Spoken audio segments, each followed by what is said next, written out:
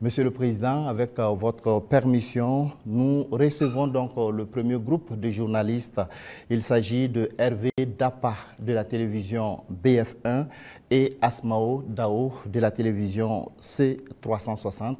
Bonsoir, chers confrères. Vous disposez de 20 minutes pour vous entretenir avec le chef de l'État sur les questions relatives à la défense et à la sécurité. Bonsoir, Excellence. Bonsoir. Alors, certains de vos détracteurs vous ramènent régulièrement une phrase, et cette phrase remonte aux premiers instants de votre prise de pouvoir, quand vous disiez que si tout est mis en œuvre, 3 mois suffiraient pour tendre vers la fin de la guerre. Et ces détracteurs disent aujourd'hui que 3 ans plus tard, la guerre n'est pas totalement terminée. Monsieur le Président, ce soir, que leur répondez-vous? D'accord, merci beaucoup. Et merci à tous d'être venus pour cette interview. C'est vrai, c'est ce que nous aurons souhaité, mais les choses n'ont pas été comme on le pense. Et je dis si tout est mis en œuvre. Alors, il y a plusieurs perspectives à mettre en œuvre pour pouvoir atteindre cet objectif dans ce laps de temps.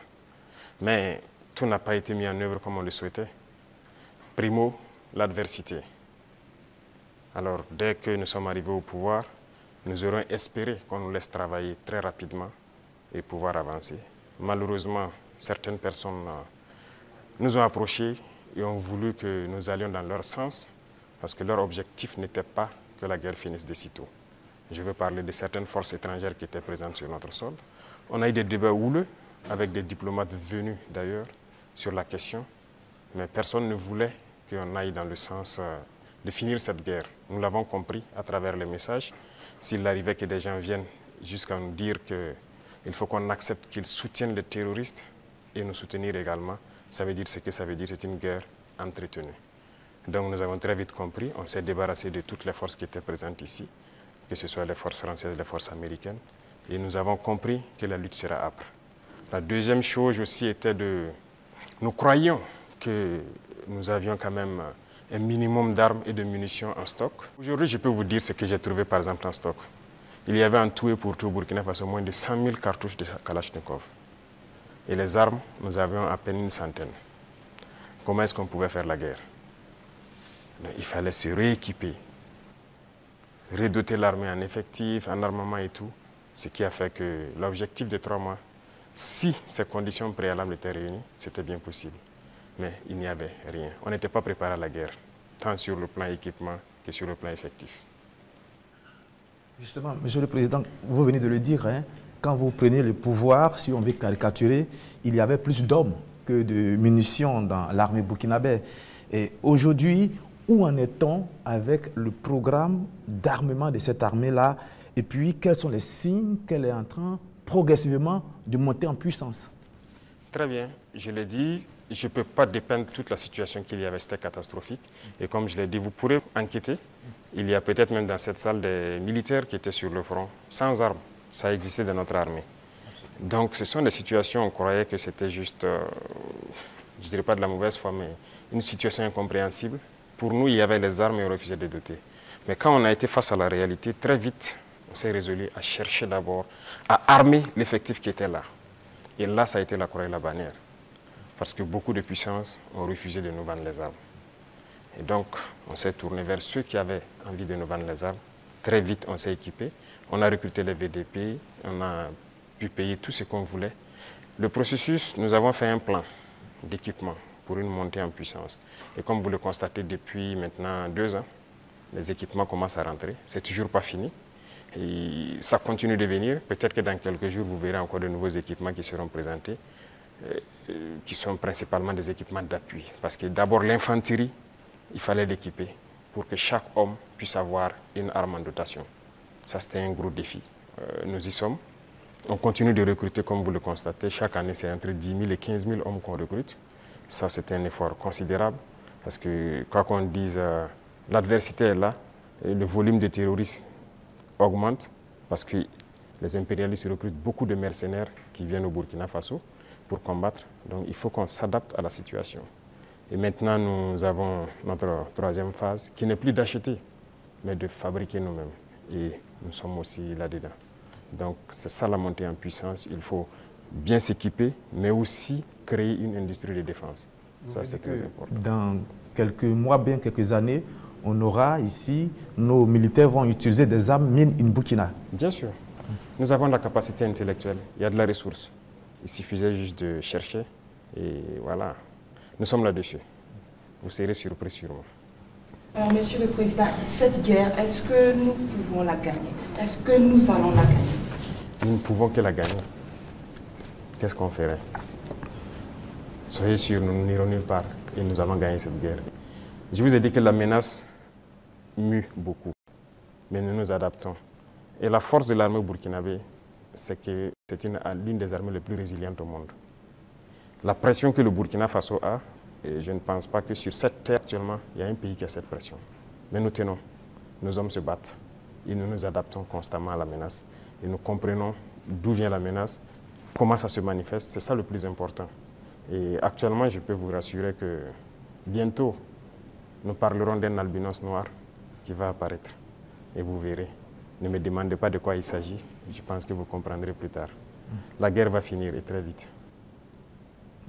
Monsieur le Président, justement, pour gagner cette guerre, vous venez de le dire, il faut des armes et il faut aussi des hommes, surtout des hommes déterminés. La détermination, vous le savez, c'est le game changer majeur. C'est ça qui fait la différence dans toute guerre. En ce moment, au moment où on parle, quel est exactement le moral de nos troupes sur le terrain? Vous avez très bien touché le cœur du problème, la ressource humaine. Les hommes déterminés. Il ne s'agit pas juste de payer de l'équipement, il faut des hommes déterminés. Et si vous remarquez, nous sommes en train de construire une armée de qualité. Et il n'est pas rare que souvent, lorsque nous jugeons qu'un chef d'élément ou bien une unité a failli à sa mission, qu'on les radie et qu'on les poursuive. C'est arrivé plusieurs fois et ça continuera comme ça. Si vous êtes engagé pour être militaire, vous devez accomplir la mission parce que la mission est sacrée pour nous. Et l'autre chose, c'est que malgré la pression, malgré les défis, les hommes continuent de se battre et ils sont très résilients. Si aujourd'hui vous attrapez un soldat burkinabé et le demandez, est-ce que vous voulez que d'autres personnes viennent se battre à votre place ou viennent vous aider, ils vous diront jamais, ils préfèrent mourir. C'est à ce niveau que vous jugez leur morale. Ils sont prêts, toujours prêts, malgré la situation. Peu importe la bataille qu'on perdra, on va toujours maintenir le terrain. C'est ça qui est très important dans le mental des soldats. Donc, le moral est au top. Les gens n'espéraient pas être à ce niveau d'équipement, ils y sont. Donc, ils se donnent à fond. Et moi, je ne peux que féliciter et remercier tous ceux qui se battent. C'est très important. Alors, Monsieur le Président, dans votre argumentaire, vous parlez d'une guerre qui prend différentes formes, qui mue. On se demande, on se pose toujours cette question 10 ans après, qui attaque le Burkina Faso? Ce n'est pas du terrorisme seulement. C'est une guerre pour s'accaparer de nos richesses et nous empêcher de nous développer. Je l'ai une fois développé lors d'un discours, je pense. Je disais que si nous, on arrive à exploiter convenablement notre sous-sol, à transformer ce que nous sommes en train d'exploiter ici, ce que nous produisons, il y aura un sous-emploi chez eux là-bas. Mais c'est une bataille. Ils pillent nos richesses pour pouvoir survivre. Donc c'est une guerre d'indépendance. Il faut que nous menons cette guerre pour être totalement indépendants, décider de notre développement, de notre trajectoire.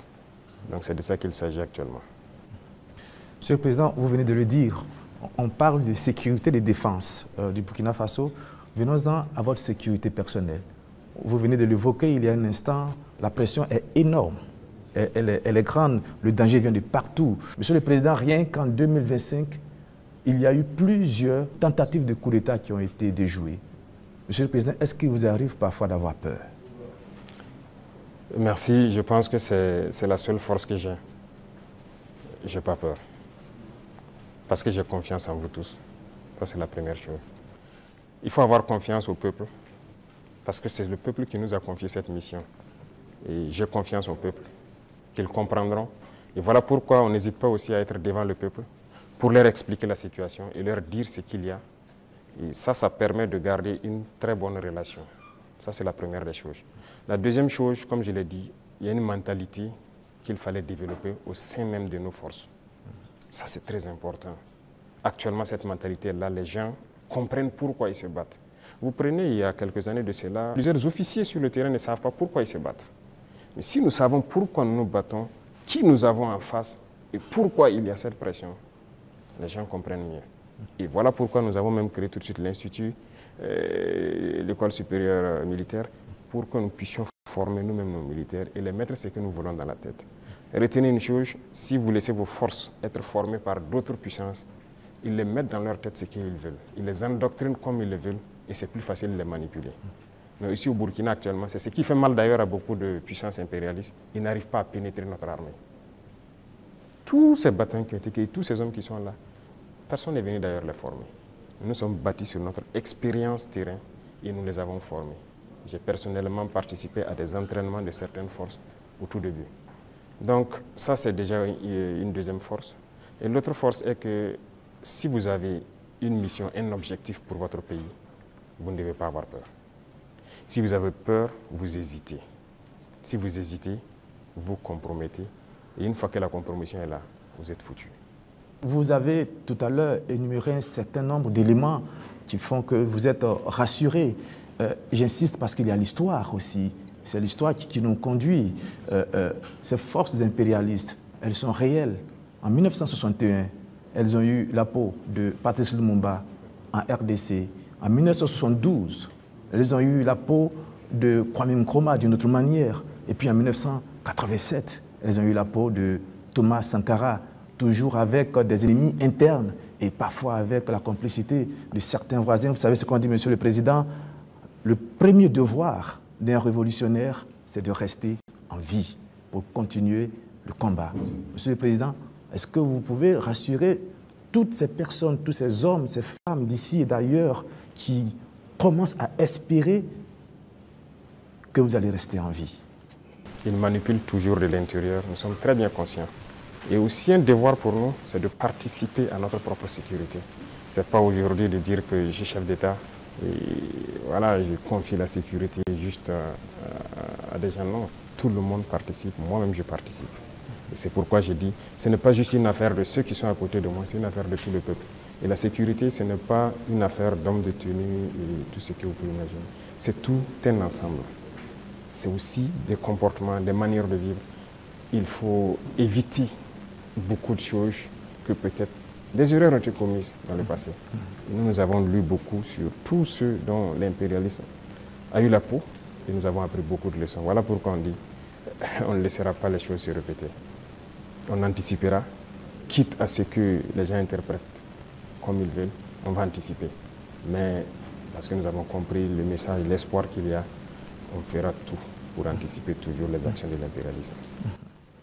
Monsieur le Président, du regard de la journaliste que je suis, je me dis qu'il y a un encerclement des pays de l'AES. Quand je regarde un peu en Côte d'Ivoire, il y a un camp militaire à Odiéné, près du Mali et du Burkina. Le Sénégal installe des unités à la frontière avec le Mali, sans oublier également le Bénin qui fait frontière avec le Burkina Faso et le Niger. Est-ce que, Monsieur le Président, vous partagez ce point de vue? Est-ce que vous voyez les choses de cette manière?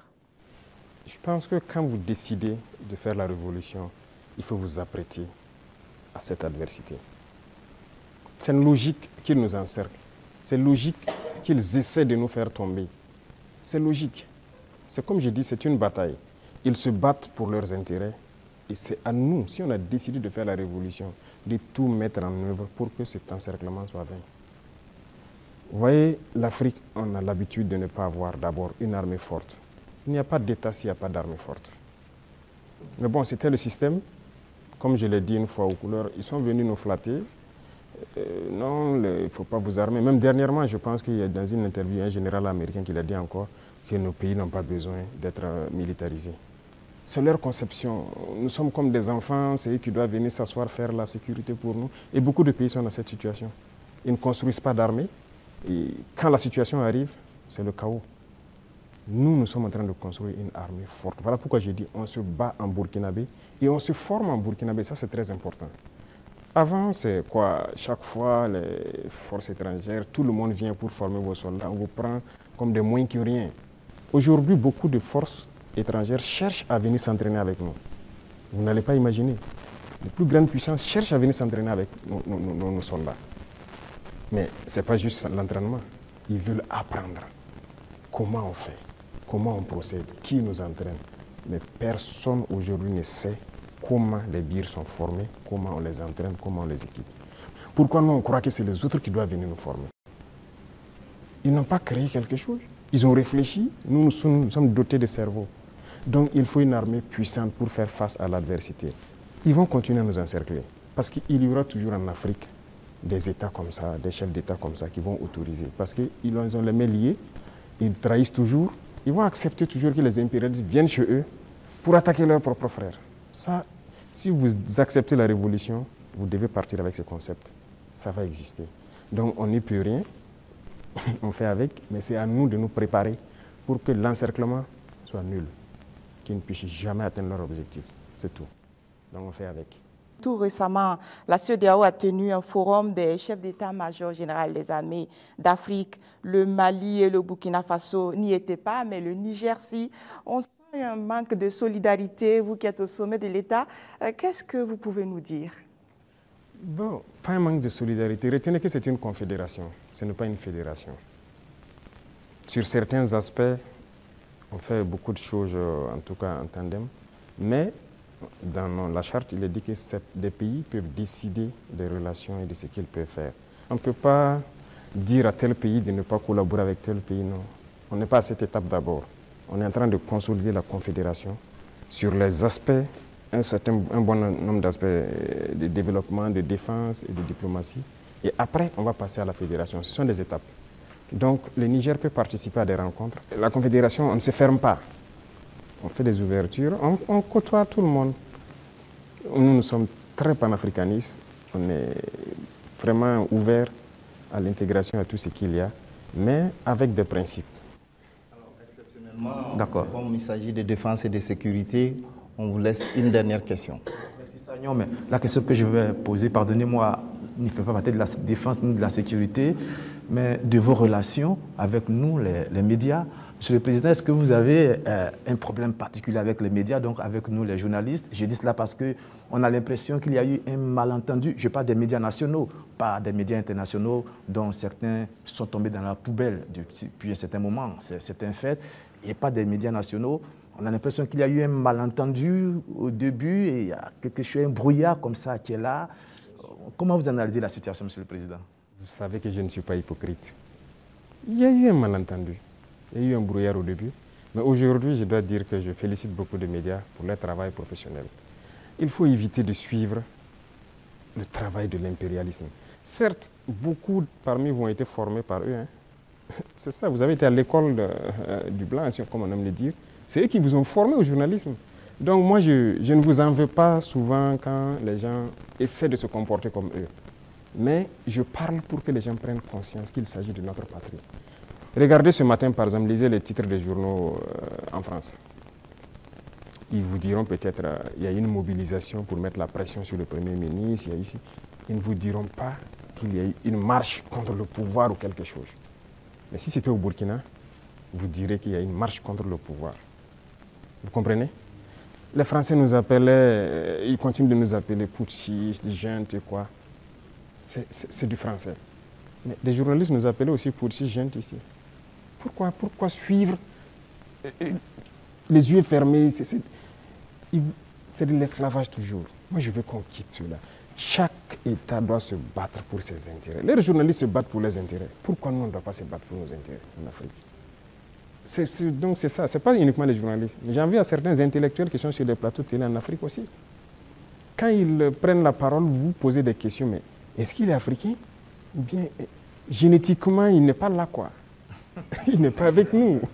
C'est une réalité. Un retard. Oui, il faut se décoloniser les mentalités, les manières de faire. Chacun doit se battre pour sa patrie. Vous pouvez avoir une information qui est peut-être vraie et juste, mais vous décidez de ne pas sortir l'information. Parce que ça peut porter préjudice à la défense nationale, à la sécurité, à la cohésion, et ainsi de suite. Ça, c'est une décision souveraine, parce que vous voulez préserver votre pays. Mais on ne dit pas seulement dès qu'il y a une information, il faut la sortir. Non, ce n'est pas comme ça. Et très souvent, les journalistes, comme on aime le dire, le train qui vient à l'heure, ça ne les intéresse pas. C'est le train qui est en retard. Vous le savez, Monsieur le Président. Donc, vous nous comprenez de temps en temps. Ah oui, mais il faut éviter ça. Moi, je veux maintenant que vous vous intéressez aux trains qui viennent à l'heure. D'accord. Je voudrais vous laisser avec une phrase qui est la devise d'un grand club européen. C'est celle-là: notre maillot peut être tacheté de sang, de boue et de sueur, mais jamais de honte. C'est tout ce que je vous souhaite, Monsieur le Président. Merci beaucoup. Merci grandement. Nous abordons donc le volet politique et société de cet entretien et nous recevons pour cela Mathieu Somda de Radio Burkina et Colette Kombari de la télévision Impact TV.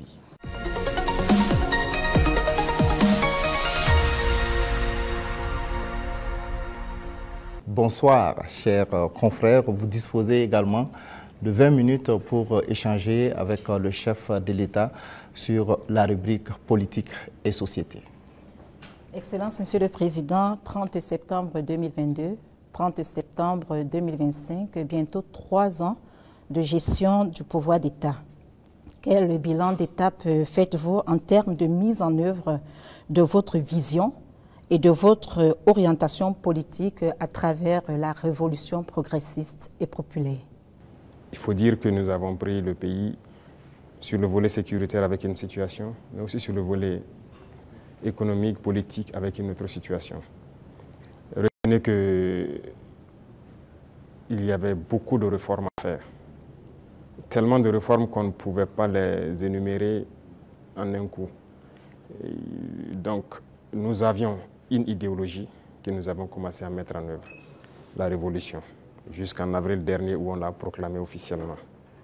Et qui dit révolution, il s'agit de révolutionner tous les domaines de notre vie.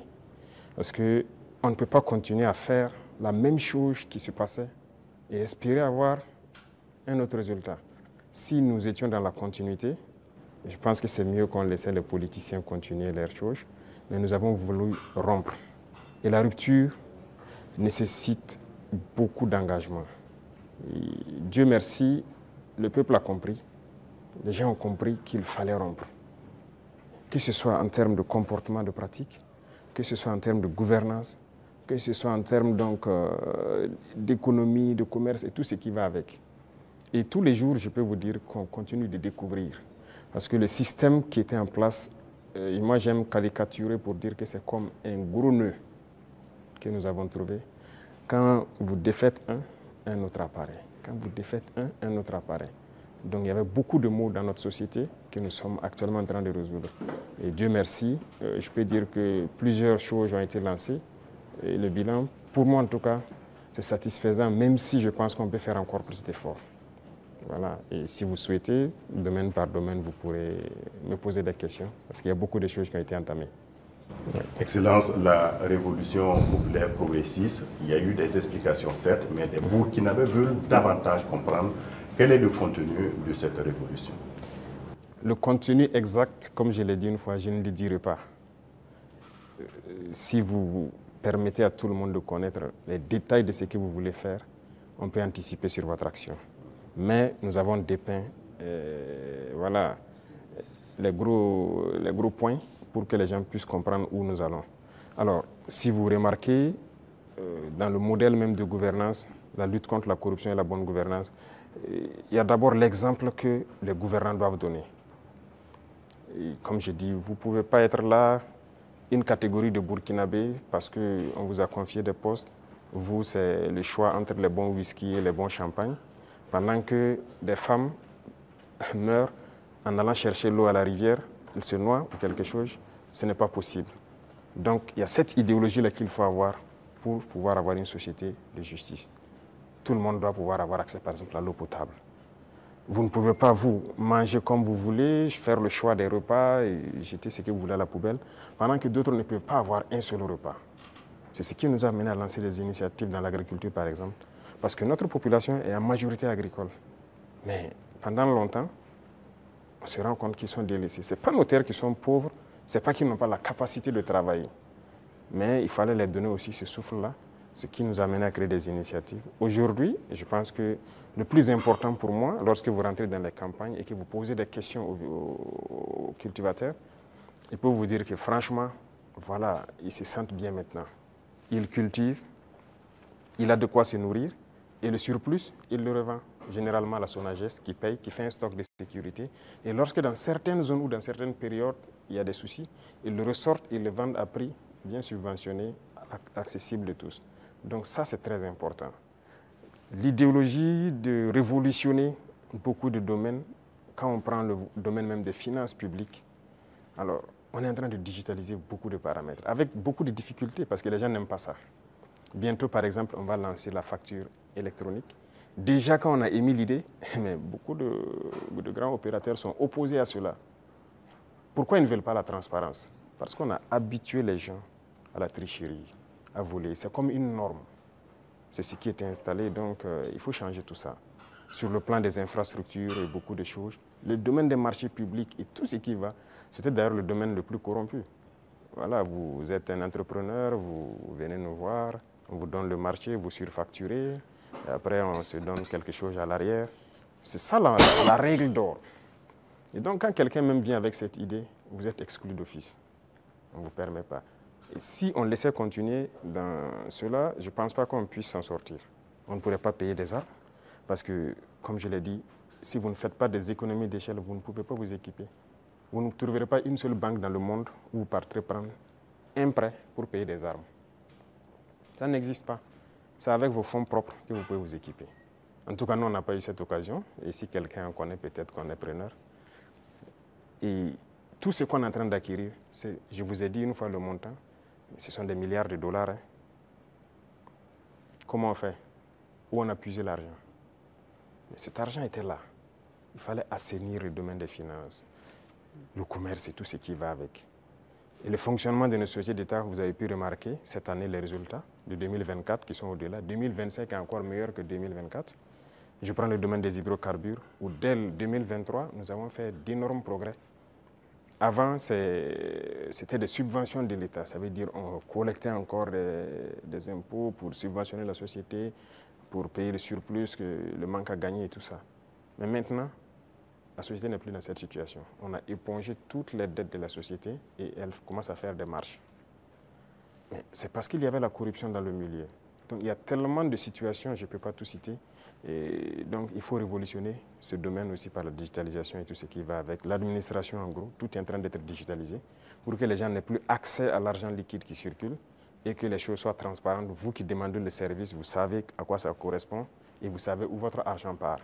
Les infrastructures, vous êtes témoins aussi, qui sont vraiment un problème crucial. On est en train de révolutionner tout. Donc c'est l'esprit comme ça, de changer de paradigme, faire ce qu'on n'avait pas l'habitude de faire. Donc comprenez ça par cette phrase. Excellence, Monsieur le Président, on est entré dans la révolution progressiste et on y va. Mais il y a cette tranche de la population, le politique, qui œuvrait avant. Quelle peut être la place donc de ce politique actuellement dans cette révolution? Je ne vais pas être hypocrite encore. Si c'est cette mentalité politique, ils n'ont pas de place dans la révolution. C'est opposé. Regardez comment le Burkinabé était. Puisque pendant 27 ans, bon, plus de 27 ans de règne de Blaise et même le pouvoir du MPP, ça continue dans la même politique.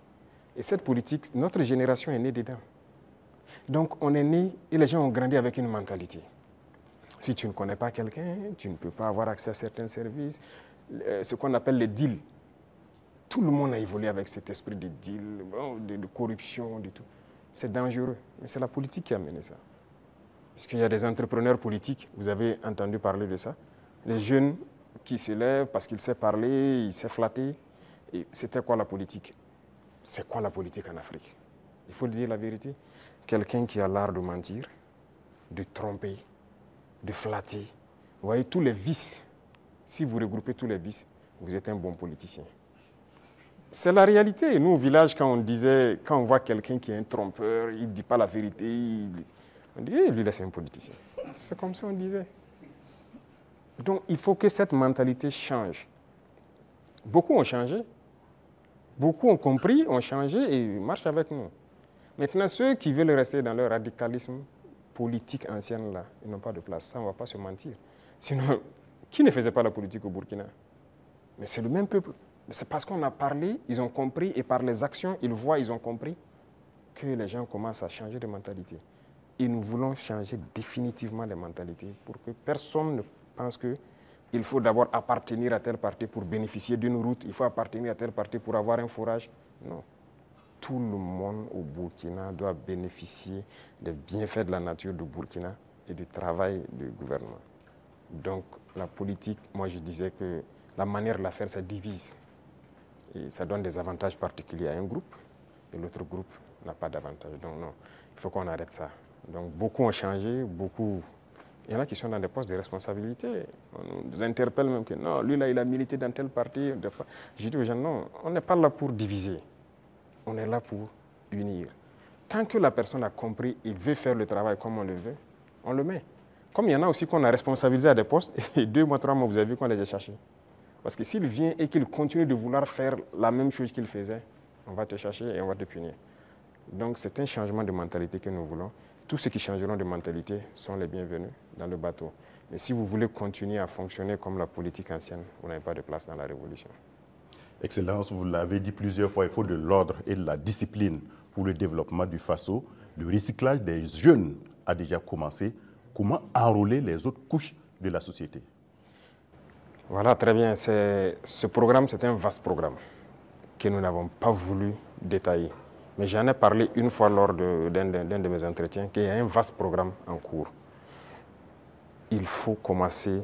En fait, les jeunes, c'est bien, mais ce n'est même pas eux notre cible, ce sont les plus petits. Les plus petits, c'est eux notre cible. Après la mort de Sankara, vous avez suivi, on a cherché tous les travailleurs des garderies. Certains même sont décédés, malheureusement, mais les garderies se sont fermées. C'est le privé peut-être qui se débrouille, qui ouvre quelques maternelles et tout. Et bon, l'école est devenue autre chose. Vous savez, si vous voulez une société qui va être combative et compétitive demain, il faut miser sur les enfants. Aujourd'hui, moi j'ai séparé les 2 ministères pour que le ministère de l'enseignement de base prenne en compte ce volet. Vous voyez, on a lancé dans le concours normaux beaucoup de recrutement pour l'encadrement de la petite enfance, mais on vient de lancer encore de manière exceptionnelle ceux qui ont déjà été formés, qu'on veut recruter pour que cette année, on commence un certain programme. C'est eux la cible et on va y arriver. Nous avons un programme pour qu'on puisse commencer une certaine éducation patriotique, civique au niveau des plus petits. Et une fois que c'est ancré là-bas, nous avons de bons citoyens demain. La jeunesse aussi, on le fait avec. Les bacheliers, on les a fait rentrer en immersion. Ils avaient peur au début, mais je pense qu'ils ont compris beaucoup de choses. Ils doivent être plus solidaires, humbles. Ils doivent comprendre le Burkina. Parce que quelqu'un qui est né, excusez-moi, à Ouaga 2000 ici, qui est dans... Voilà, il dort dans le lit qu'il veut, il se plaint même que le matelas n'est pas bien. Le matin, il a le choix du petit déjeuner, ce qu'il veut. À l'immersion, il dort par terre, sur la natte. Il comprendra qu'il y a d'autres Burkinabés qui dorment par terre. À l'immersion, il n'a pas le choix du petit déjeuner. S'il y en a, il y en a. S'il n'y en a pas, il mange ce que les autres mangent. Déjà, dans sa tête, il comprend qu'il y a 2 faces du Burkina Faso. Et j'ai dit à l'immersion de les priver. Il y a des jours où ils auront 2 repas, des jours 1 repas et des jours sans repas. J'espère qu'ils l'ont fait. C'est pour qu'ils comprennent la vie. On est jeunes, mais si on a atteint cet âge et qu'on n'a pas compris qu'il y a plusieurs types de Burkinabés, c'est dangereux. Il faut que les jeunes comprennent qu'il y en a qui n'arrivent même pas à s'offrir un repas. Et quand lui va dormir avec la faim, toute une journée, il n'a pas mangé, vous croyez que si demain, on lui confie une responsabilité, il va toujours avoir en tête, ah, si moi je dilapide l'argent et qu'il y en a qui n'ont pas à manger, c'est la conscience qui va le gronder. Donc ce sont des épreuves qu'on les fait faire.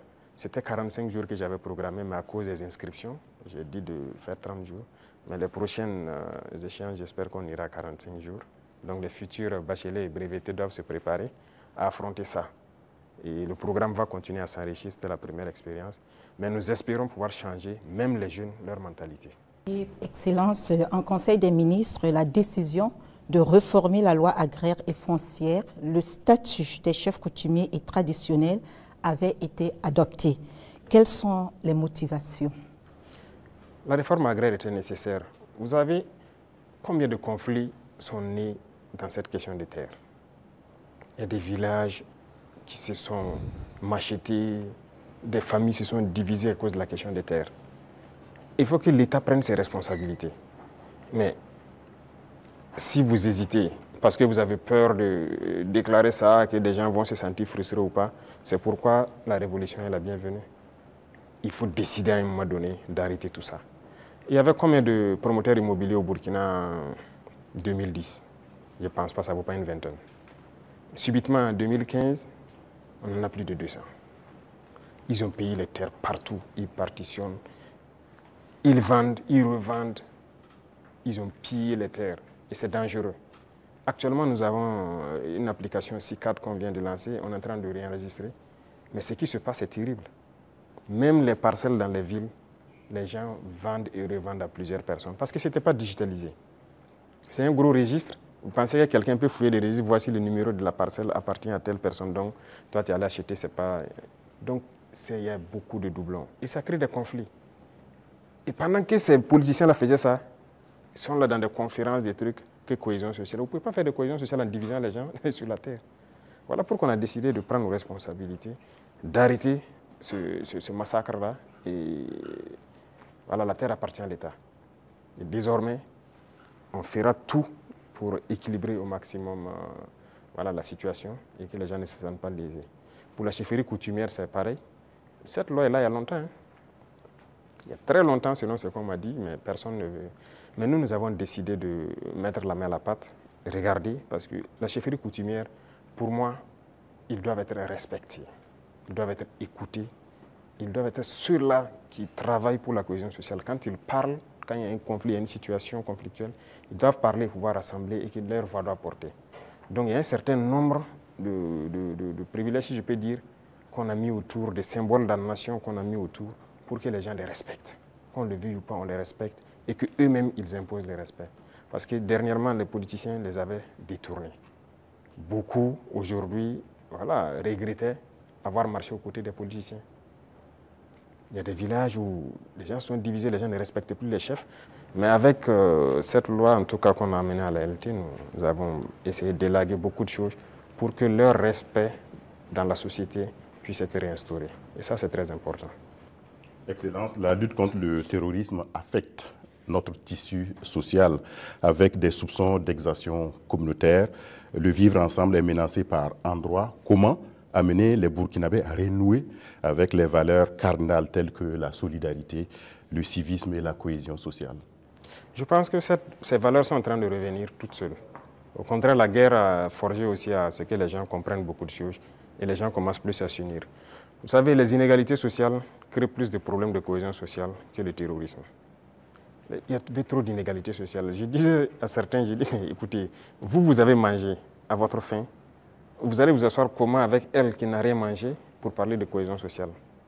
Ce n'est pas possible. C'est la même situation que je vous ai pris tout de suite. Il faut essayer au maximum de mettre les gens à un certain niveau. Tant qu'il y a la richesse, que ce soit bien réparti. Ça, c'est le premier pas. Les cas d'exaction et tout ce qu'il y a, il faut faire attention. Il y a beaucoup de gens qui ont donné des allégations. C'est dernièrement, quand on a vu le cas à Solenzo, ils ont sorti des images, parlé. On n'a rien dit, on s'est calmé. Quand ils ont fini de chanter, on a montré les civils qu'ils disaient que les forces ont tués ont été transportés jusqu'à Ouagadougou ici, mis en sécurité. Ah, si on les a tués, pourquoi ils sont à Ouagadougou? Comment ils se retrouvent à Ouagadougou? Souvent, c'est fait à dessein. Ils inventent tout ce qu'ils veulent inventer avec leurs ONG, leurs médias et tout. Mais on laisse, quand ils finissent, on montre la vérité. Voilà. Les terroristes ont pris des civils comme boucliers humains, certes, mais les forces ont pu faire la distinction. Et après le combat, ils ont rassemblé les civils à Solenzo. On a dépêché les moyens nécessaires pour les transporter, venir. Et ils ont été présentés devant tout le monde. Ce sont des centaines de civils. Ils ont témoigné. Donc, il faut qu'on fasse attention aux récits de certaines personnes qui veulent juste développer des thèses. Et leur objectif, c'est de nous diviser. Mais nous, on ne doit pas tomber dans ce piège-là. Voilà. Excellence, on a constaté cette année une reprise du dialogue social entre le gouvernement et les syndicats après plusieurs années d'interruption. Quel message donc renvoie votre gouvernement avec ses partenaires sociaux quand on sait que la situation était tendue entre le gouvernement et les syndicats? Comme c'était tendu entre le gouvernement et les journalistes. Il faut que chacun comprenne qu'il faut se battre pour sa patrie. nous avons fait comprendre aux gens. Vous savez, moi j'ai parlé avec les responsables syndicaux. Je les ai réunis ici, je les ai parlé à un moment donné de notre histoire. Mais j'ai été déçu après. Donc je les ai dit, soit vous êtes burkinabé ou vous n'êtes pas burkinabé. Donc le bras de fer s'est enclenché. Mais après on a décidé de les revoir parce qu'on suppose qu'ils ont compris le message. Et même ça, je ne vais pas mentir, quand ils sont venus, ils ont voulu encore comprendre et sortir certains comportements, les faire comprendre, ça ne marche pas. Le pays est en guerre, il faut tout faire pour le pays. Ce syndicalisme importé-là, ce n'est pas du syndicalisme ça. Il y en a même qui se vantent d'avoir participé à la chute de Sankara. Et c'est eux qui ont tout commencé, ainsi de suite. Vous croyez que c'est bien ça? Les Occidentaux vous manipulent et vous continuez à agir comme eux ils veulent. Ça, ce n'est pas du syndicalisme. Un syndicaliste se bat pour les intérêts des travailleurs. Mais la plupart du temps, ce que les responsables même veulent, c'est venir manger avec le pouvoir. Et les gens se taisent. Non. Écoutez, nous, on a beaucoup de dossiers sur beaucoup de personnes, pas seulement les syndicalistes. Hein. Dans la société, on a beaucoup de dossiers. Les gens qui nous ont approchés au début, qui ont voulu des avantages, qui ont voulu quoi, qu'on a refusé, qui s'y retournent, qui sortent, qui parlent. On a leur dossier. Donc, syndicalisme sain, il y a beaucoup d'actes que l'on a posés. On n'a pas attendu que les gens sortent dans la rue pour marcher, pour le poser. Quand j'ai parlé des travailleurs des garderies, là, ce n'est pas quelqu'un qui est venu nous dire qu'il y a des travailleurs qui avaient été cherchés, il faut les remettre dans leurs droits. On a vu un dossier et qu'on a trouvé qu'il faut les remettre dans leurs droits. On a dit au ministre des Finances, trouve l'argent nécessaire pour régler. Les gens de la mairie, des gens, la brigade verte là, ceux qui travaillent, mais ils avaient combien de mois d'arriérés? C'est pour ces intérêts-là, ces gens-là qui n'ont pas de travail, pour que les gens ne se battaient pas pour ça avant. Mais on n'est pas venu vers nous pour nous dire. Moi, les femmes balaient devant chez moi, c'est un de mes hommes qui est sorti une fois, ils ont dit, ah, ça fait des mois, ainsi de suite, leur travail. Je me suis renseigné, on m'a dit, c'est vrai. J'ai dit de les payer. Il faut rattraper tout ce qu'elles ont raté. Il y en a qui avaient des dizaines de mois d'arriérés de salaire. On a sorti le dossier et on a décidé de rattraper tout ça. Donc, il faut qu'on fasse du syndicalisme sain. S'il y a un problème, qu'on nous approche et qu'on nous explique. Si on peut résoudre, on vous dira on peut le faire. Si on ne peut pas, on vous dit bon, pour l'instant on ne peut pas, mais on pourra le faire dans tant de temps. Mais il y a un problème, on rassemble les médias, on parle comme on veut. Ah, j'espère qu'ils trouveront la solution avec vous. Sinon, si après ça, vous ne venez plus vers nous. Moi, je veux qu'on travaille en africain. Quand il y a un problème dans la maison, on s'assoit, on parle. Et nous, on se doit d'être véridique. Ce qu'on peut faire, on doit dire clairement, on peut faire ça. Ce qu'on ne peut pas faire, on vous dira aussi on ne peut pas. Maintenant, si vous ne voulez pas, chacun fait ce qu'il peut faire. Mais il faut qu'on soit responsable. Il n'y a pas de problème qui ne puisse pas se résoudre. Et comme je dis, toujours agir avec en tête l'intérêt de la patrie. Ça, c'est très important. Donc, on a repris le dialogue comme on reprend avec tout le monde. On n'a pas rompu le dialogue avec qui que ce soit. Tout le monde est la bienvenue. Merci, chers confrères. Le temps imparti donc à cette rubrique est arrivé à échéance et même largement dépassé. Nous disons merci donc pour cette série de questions consacrées au volet politique et société.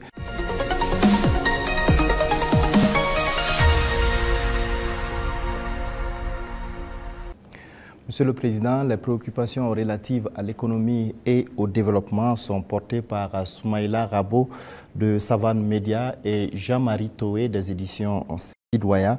Bonsoir, chers confrères. Vous disposez également de 20 minutes pour vous adresser au chef de l'État. Bonsoir, M. Sayon. Monsieur le Président, malgré la crise sécuritaire et la conjoncture internationale, l'économie burkinabé se porte bien. Avec 1,5 de progrès sur le taux de croissance économique en 2024. On sait que l'amélioration de la situation sécuritaire y est pour beaucoup, mais aussi l'agriculture et le secteur des services. Qu'est-ce qui est fait par le gouvernement dans l'immédiat pour permettre à l'économie nationale de continuer sur cette lancée? D'accord, merci. Je vois que ce sont des chiffres macroéconomiques. Et nous sommes au courant et on fait le point constamment avec le ministre des Finances. Il y a des efforts qui sont faits. C'est vrai qu'il y a des zones qui ont été sécurisées qui nous permettent de produire. Et donc la production agricole a beaucoup grimpé. ce qui permet une transformation au niveau des petites unités que nous avons, mais aussi de l'exportation pour les excédents de certains produits, donc ça contribue beaucoup à la balance commerciale. Il y a aussi la question même de l'exploitation minière. Donc il y a un certain nombre de mines qui avaient arrêté l'exploitation, si vous vous souvenez, d'autres en 2020, d'autres en 2018 même, mais qui ont repris aussi. Et tout ça, ça contribue donc à cette croissance-là. Et nous poursuivons dans ce sens. Et actuellement, si vous voyez par exemple le secteur minier, la tendance du gouvernement, c'est d'exploiter notre or nous-mêmes.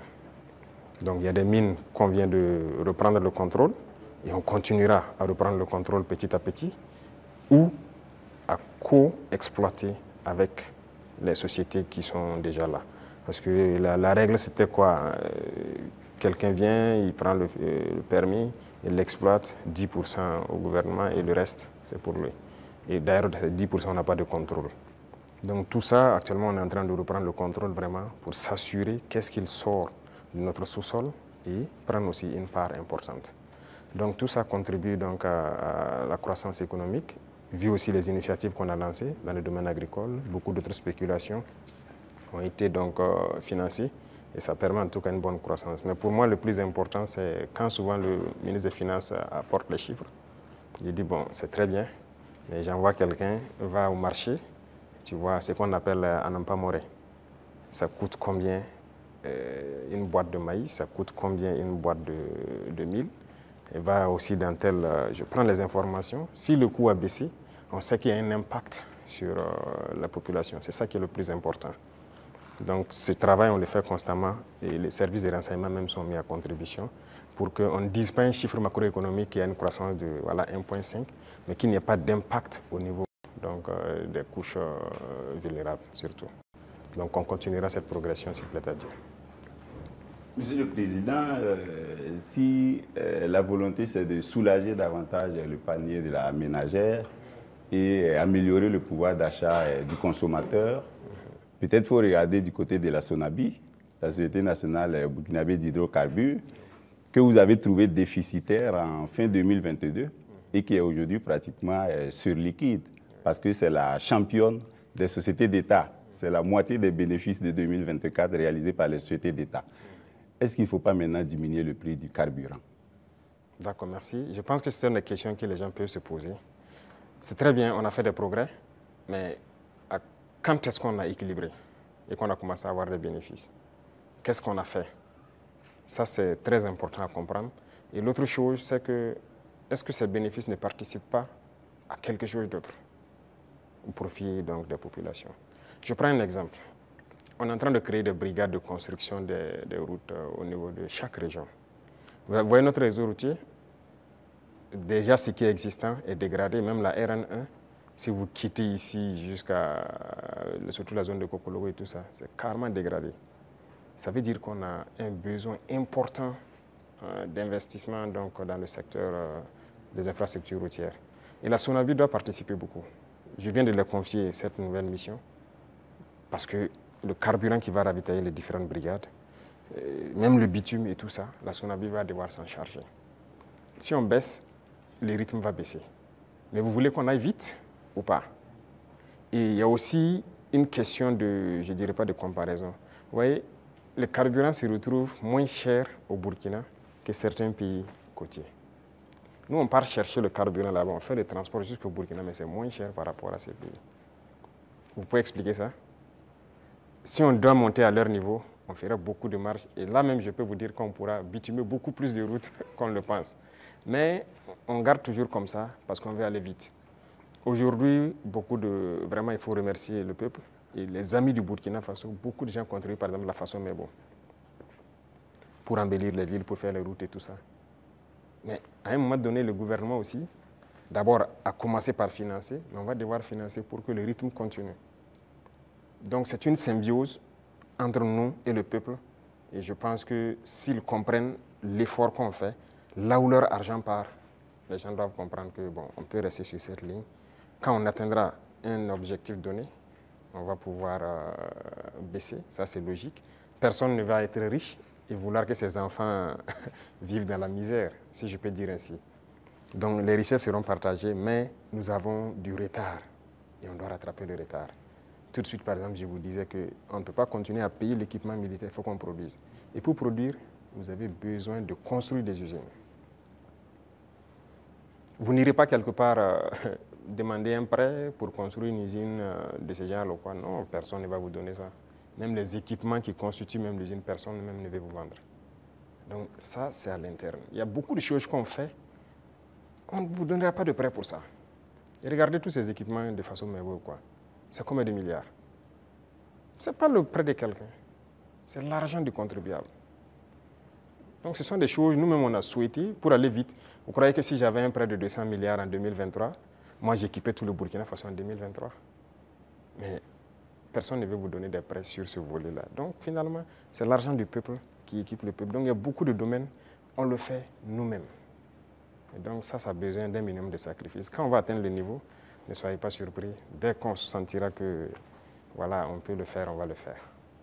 Alors, Excellence, dans le secteur des infrastructures, avec l'ONBA, Faso Mebo, tout comme dans les industries avec Faso Kosam, les usines de tomates, la SM Sosico, les mines, l'État est de plus en plus présent. Est-ce que l'État n'est pas en train de se substituer au privé? Ah, ça c'est une très bonne question. Alors, il faut faire un choix. Ça, c'est une chose. Et l'autre chose, il ne faut pas voir ça comme ça. Le privé a toujours des domaines d'activité. Mais il faut avoir cette capacité de s'adapter. Il y a des choses qui doivent revenir à l'État. Mais c'était donné au privé. Pourquoi? Bon, nous, on n'a pas d'élection à financer, on n'a pas de compte à ouvrir ailleurs pour sécuriser quoi que ce soit. Ça ne nous intéresse pas tout ça. Donc, ça fait que nos rapports avec le privé sont de plus en plus sains. Chacun fait ce qu'il doit faire, paye ses impôts qu'il doit payer. Et nous les disons chaque fois de s'adapter. Quand on prend le secteur minier, moi j'ai rassemblé les opérateurs, je les ai dit, investissez dans les mines. Beaucoup n'ont pas compris. Il y a un en tout cas qui a commencé à investir. Et je pense que dernièrement, je l'ai reçu, on a dit que moi je l'ai ouvert les yeux, qu'il ne savait pas qu'il y avait l'argent là-bas. Pour lui, c'est l'import-export. Il dit l'import-export, vous ne faites que sortir nos devises. Et le peuple ne travaille pas. Ça, c'est un exemple. Donc, il est en train de se muter un peu. Moi, le ministre de l'Agriculture, vous vous souvenez, il a fait des sessions à Bobo, il a rassemblé les opérateurs économiques quand on voulait lancer les Bagré-Pôles et tout ça, la relance de l'activité, l'offensive. Mais je peux vous dire aujourd'hui, personne n'a investi. J'ai dit d'accord, j'ai fait faire le point de bilan de l'offensive, puisque nous sommes en 2025, au ministre, et la part que le privé devait prendre pour investir dans nos pôles de croissance, je lui ai demandé quels sont les privés qui ont pu investir dans la terre et tout ça. Il dit personne. C'est ceux qui étaient déjà dedans, les producteurs de semences, ces trucs, qu'on a d'ailleurs encouragé, les coopératives, c'est eux qui ont continué. Mais les grands opérateurs, je lui ai dit, oui, il ne faut personne. Il dit d'accord, très bien. Ne soyez pas surpris que demain je dise personne ne prendra de l'argent pour amener à l'extérieur pour payer du riz venir. Vous investissez pour cultiver le riz. Il faut savoir se muter. Il faut savoir s'adapter à l'idéologie de ceux qui dirigent. Donc le secteur privé aura toujours quelque chose à faire. Mais il faut s'adapter au contexte. Parce que si on laisse tout aux mains du privé, il n'y aura pas de pays. C'est ce qui était déjà là. Quand on prend le CCVA, lequel d'entre vous n'a pas de véhicule qu'on contrôle? Vous osez prendre votre véhicule rouler sans visite contrôle technique? La police va vous arrêter. La police, c'est qui? C'est le peuple qui paye, c'est ceux qui sont mandatés pour faire cette police par le peuple.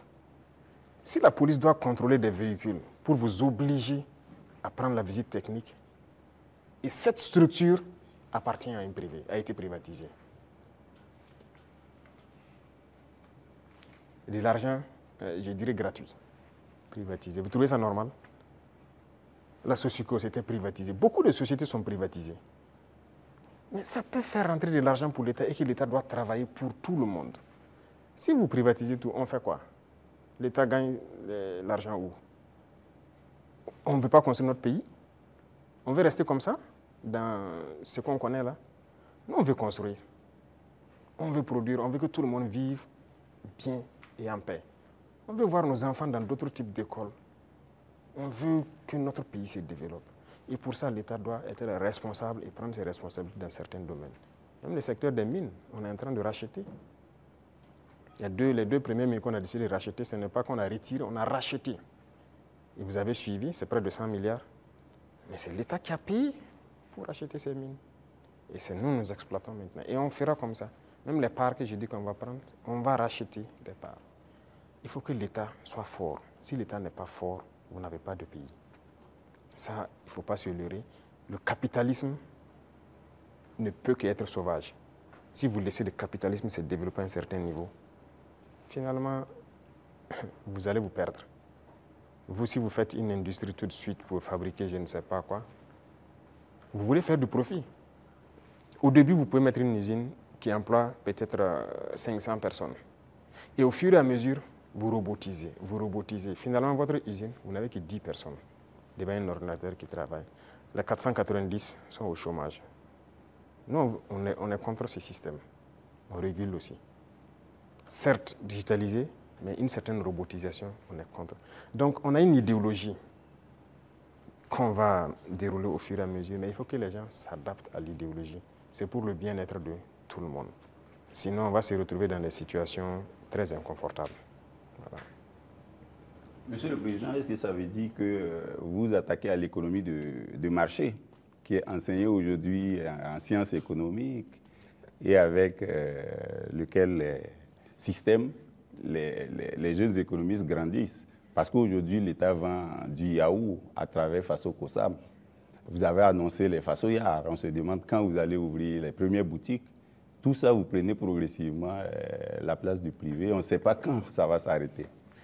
D'abord, j'ai dit au ministre de l'Enseignement supérieur de me changer. D'abord, la carte universitaire a changé, mais le curricula de changer tout. Pourquoi on doit forcément apprendre leur manière de faire l'économie? On n'est pas en mesure de créer. Est-ce que c'est Dieu qui est descendu, encore, comme j'aime le dire, créer, asseoir des gens, créer l'école?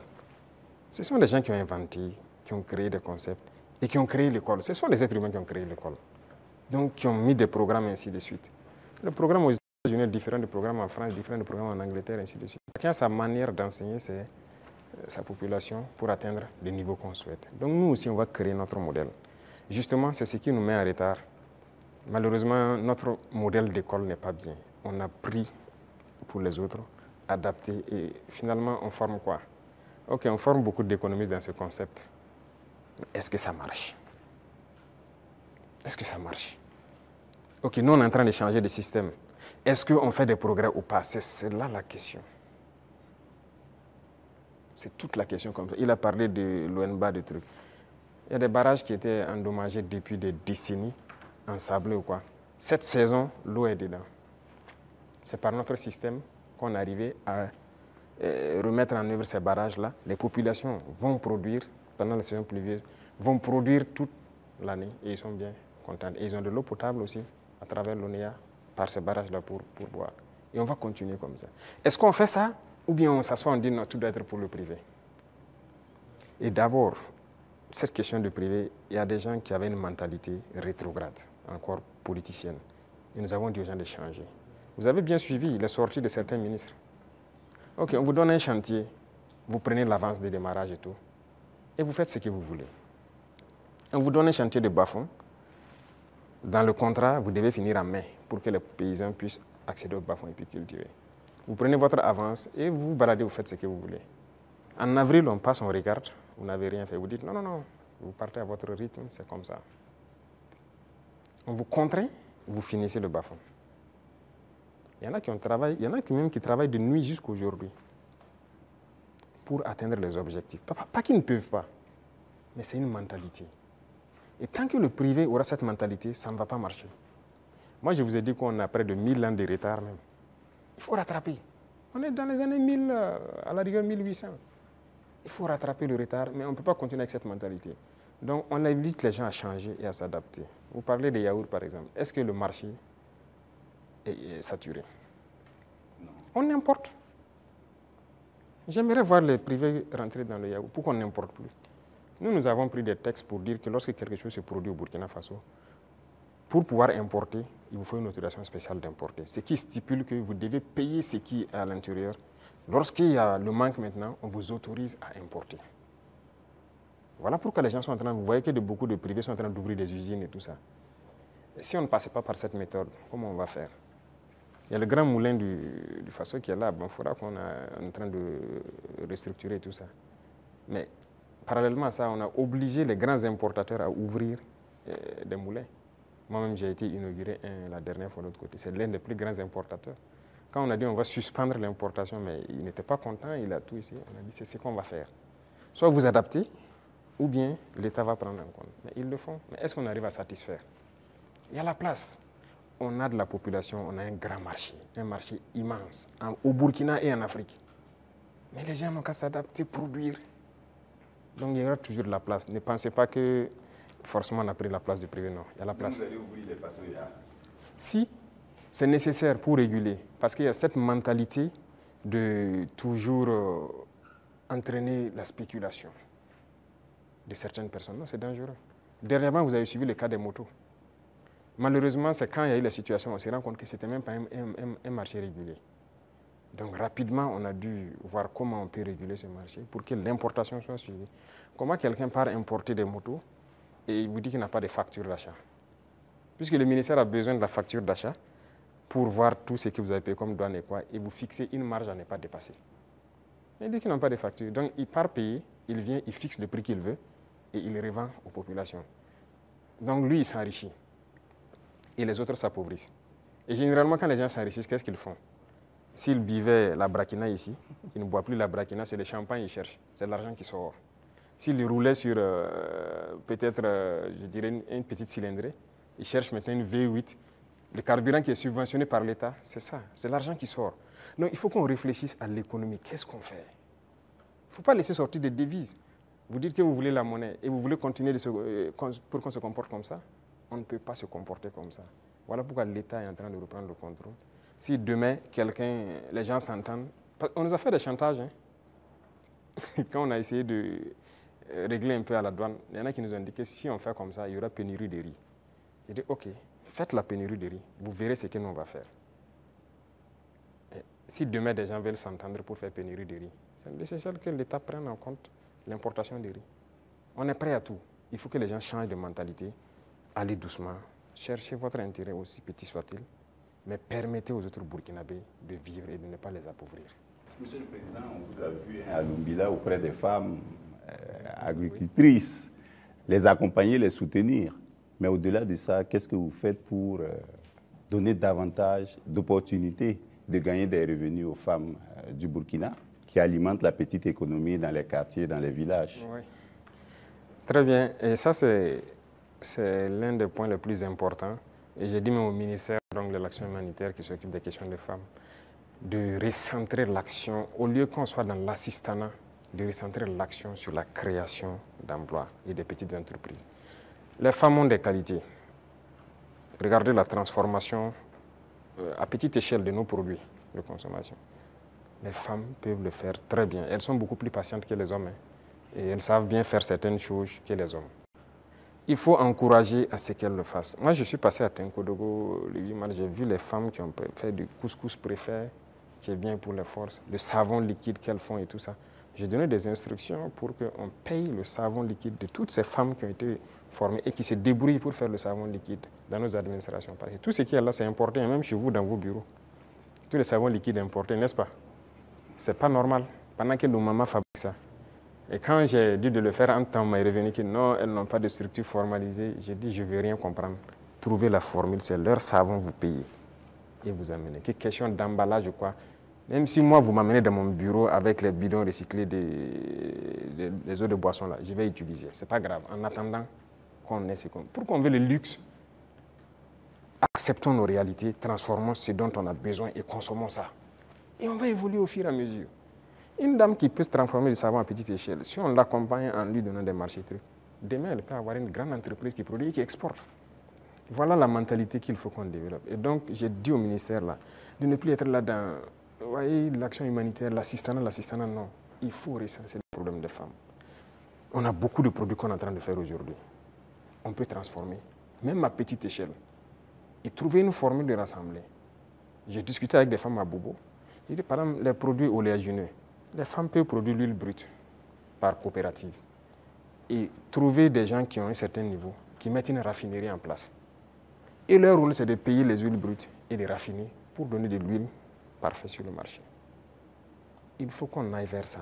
Mais si on s'assoit, bon, je n'ai pas la capacité de faire l'huile et puis la raffinerie coûte cher, tout le monde n'est pas obligé de faire la raffinerie. Mais on peut organiser pour que... Voilà. Donc dans plusieurs domaines, c'est ce qu'on est en train de vouloir développer et permettre aux femmes vraiment de mettre en œuvre tout ce qu'elles savent faire. Donc c'est une politique qui est enclenchée et je crois que vous allez voir les résultats.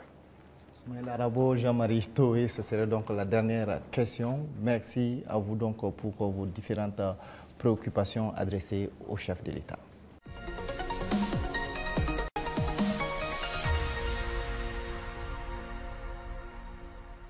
Excellence, nous accueillons à présent Sekou Tangara de la télévision Africab et Abdou Zouré de Faso 7. Ils vont échanger avec vous sur des sujets en lien avec la diplomatie et l'AES. Bonsoir, chers confrères. Alors, vous disposez pour ce volet de 15 minutes. Merci, Sagnon. Monsieur le Président, l'Alliance des États du Sahel a 2 ans. Comment est-ce qu'elle se porte aujourd'hui? Quel est son état de santé? Merci. Je dirais que l'évaluation de l'état de santé, c'est à travers la population qu'on peut le sentir. Et à travers la population, je pense qu'elle se porte bien. Parce que l'AES n'appartient pas aux dirigeants, l'AES appartient au peuple. Et les peuples ont adhéré. Ça fait que c'est exceptionnel ce qui se passe. L'AES a pu unir, rapprocher les peuples et c'est ça le plus important. Donc on rend grâce à Dieu. C'est un enfant de 2 ans. On a l'impression que la tête est là, les pieds aussi. Mais Monsieur le Président, on a l'impression que les bras ne sont pas encore là. On parle d'agence d'exécution, de maître d'ouvrage. Il était question de transformer l'autorité du Liptako Gourmand en agence d'exécution. À quand est-ce que les populations de l'AES pourront voir ces projets de développement, les projets structurants au bénéfice des populations? Très bien. Je pense que là, c'est une mutation qui est en cours. Ce n'est pas définitif d'abord. Il y a toujours la réflexion, parce que c'est un administrateur provisoire qui est là. Et il faut réfléchir comment on peut la rendre effective en agent d'exécution. Donc c'est une réflexion qui progresse toujours. Parce qu'il ne faut pas faire les erreurs de reconduire les mêmes institutions. Si on se calque sur les mêmes institutions qui ont échoué, ça ne va pas marcher. Et quel type de projet on veut faire pour une population? Qu'est-ce que la LG faisait et qu'est-ce que nous on veut maintenant? La routine, c'est quoi pour certains agents d'exécution ou quoi? C'est de voir les bailleurs de fonds, réunir les financements pour des projets. Mais ça veut dire des prêts pour les populations. Est-ce que c'est ce que nous voulons? Je ne pense pas. Nous partons d'une question endogène. Et si on dit endogénéité, voilà pourquoi la banque d'investissement, si vous remarquez, le prélèvement est fait pour qu'on puisse ravitailler la banque d'investissement. Il faut que si nous voulons qu'elle fonctionne, que si elle a besoin de faire des projets dans l'espace, que la banque puisse a priori financer. Mais si c'est pour constituer une agence et repartir chez les mêmes impérialistes pour aller se mettre à prêter l'argent pour certains projets, peut-être qu'ils n'ont même pas la même vision que nous, ce n'est pas évident. Donc la réflexion est toujours en cours, ce n'est pas définitif. Monsieur le Président, l'AES, c'est aussi la lutte contre le terrorisme. Aujourd'hui, où en sommes-nous avec la force conjointe et quelles sont les actions fondamentales qui ont été posées sur le terrain? Alors, la force conjointe, nous avons fait l'architecture, comme vous avez pu le voir. Le poste de commandement est installé à Niamey. Et actuellement, il s'agit d'équipement des premières unités. Par exemple, le Burkina Faso, le premier bataillon est prêt. Et les équipements aussi de ce bataillon sont là. Et nous sommes en train de former le deuxième bataillon qui, peut-être dans 2 mois, comme ça, seront prêts. Et chaque pays, le concept est que chaque pays commande les équipements. On a arrêté un format d'équipement que chaque bataillon doit avoir. Donc, il faut les commander pour qu'on puisse les armer. Et comme je l'ai dit, jusque-là, on ne fabrique pas certains équipements. On est obligé de commander. Et vous voyez comment le monde est fou. Tout le monde prépare la guerre. Vous pouvez commander aujourd'hui un équipement, on vous donne 4 mois, 6 mois, 8 mois, souvent même des années. Donc on est obligé de faire avec. Et qui de force conjointe, ça demande une communication importante. Et donc vous comprenez toute la logistique en termes de transmission qu'il y a derrière. Il faut que ce soit parfait. Donc voilà pourquoi on ne précipite pas les choses. Déjà, il y a beaucoup d'opérations qui se mènent de façon conjointe. Donc c'est déjà le début de la force. Peu importe la situation qui se passe entre nous, le Niger ou du côté du Mali, nos forces arrivent à déjà coordonner pour travailler. C'est ça le plus important. Okay. Quand on regarde, pour rester sur la force conjointe, quand on regarde la photographie de l'AIS, la Confédération est entourée par des pays avec lesquels souvent il y a des frictions diplomatiques. C'est-à-dire quand on prend le Niger, il y a des frictions avec le Bénin, le Mali, il y a des frictions avec l'Algérie, le Burkina, même si on ne le dit pas, des petites frictions souvent avec la Côte d'Ivoire. Comment transformer justement ces frictions diplomatiques en opportunités opérationnelles pour lutter contre le terrorisme, Monsieur le Président? C'est ce que j'ai dit. Vous voyez, c'est autour de l'AES. Si nous connaissons la menace qu'il y a autour de nous, l'opportunité, la seule opportunité à saisir, c'est de développer des armées très fortes et d'essayer de nous développer. C'est la seule opportunité. Sinon, l'adversité, on va toujours l'avoir. Ce n'est pas comme ce que vous avez cité, c'est réel. C'est réel. Mais qu'est-ce qu'on peut bien faire? Le problème en Afrique, très souvent, ce sont les dirigeants. Ces frictions diplomatiques, c'est pas entre... Moi, je n'aime même pas dire les frictions entre les États. Il n'y a pas de friction entre les deux pays ou quoi. Il y a friction entre les dirigeants des pays. Est-ce qu'entre armées de l'AES et ces pays-là, ça coopère, ça se renseigne, il y a la collaboration? Bon, pour certains cas, je ne sais pas, mais je prends par exemple le cas de... Même avec le Bénin, nous, on n'a pas les mêmes approches en termes de terrorisme. Je prends par exemple le cas du Bénin. Moi, avant d'aller à Moscou la dernière fois, en mai, un jour, j'étais là, il y avait une menace qui planait sur un détachement au Bénin. Mais les militaires n'attendent pas de monter au niveau politique ou quoi que ce soit pour certaines choses. Ils ont contacté nos forces à l'Est, qui ont confirmé en tout cas la menace. Ils ont demandé si on pouvait faire quelque chose. Moi, j'étais encore là, c'était un samedi, je me souviens. J'ai ordonné à nos appareils d'aller survoler et voir ce qui se passe, parce qu'ils ont intercepté les communications de regroupement. Effectivement, les drones sont arrivés à la frontière, ils ont vu que les terroristes se regroupaient pas loin de leur base. On a frappé et on a avorté l'attaque. Ce n'est pas une fois, ce n'est pas deux fois. Vous voyez, les forces coopèrent. C'est ça l'esprit militaire.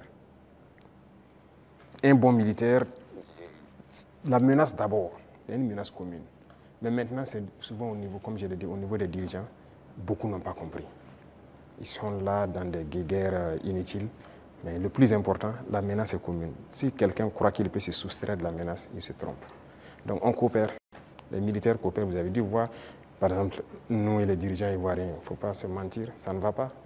Mais vous avez dû voir nos militaires, très souvent même, qui se retrouvent, qui s'assoient ensemble à la frontière, qui causent. Voilà, ça fait partie. C'est l'occasion de parler des 6 éléments du DARA. Où est-ce qu'on en est? On a entendu les autorités lors d'une conférence de presse, ils en ont parlé. Au niveau du Burkina Faso, comment est-ce que ça se passe? Qu'est-ce qu'ils ont dit? Ils ont franchi la frontière, ils ont été interpellés. Ils sont là. D'accord. Chaque fois que quelqu'un franchit la frontière, il rentre, mène des actions. Que si ce sont des civils, généralement, c'est qui rentrent, qui posent des questions, qui font des enquêtes. Ça, c'est de l'espionnage, en fait. Donc, c'est logique qu'on les arrête et qu'on les entende. C'est comme avant ça, il y avait des gendarmes qui avaient franchi en armes. C'est arrivé 2 fois, il y avait 6 et 2 entre-temps. On les avait arrêtés, on les avait amenés jusqu'à Ouagadougou avec les armes, on les a auditionnés. Mais un jour, le ministre de la Défense m'a dit que son homologue l'a appelé et plaidé si on peut les libérer.